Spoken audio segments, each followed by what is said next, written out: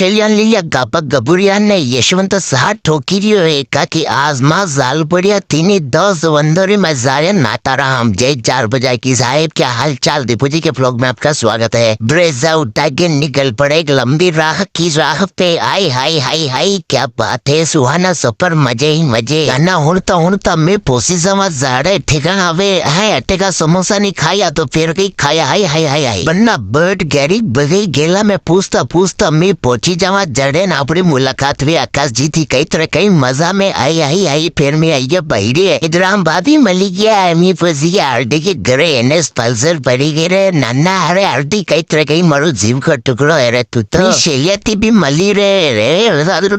bro shoot video चालू अटे बात थोड़ी दाढ़ी लगी ना सागा बुरवा गेसिया मिजम मजा में फिर कई तरह वही कम पड़े जी अपलोडिंग करता धमाल करता मैं पहुंची जावा कमाल पर मारी बुआ के घरे पहुंची गया मेरे नाना यो मारी बोझा घरे नाना दरपे तो गई वो दरपिया क्या मैं आओ गाजर को मुआगले उड़ियो जाई पी न पेर में नगरी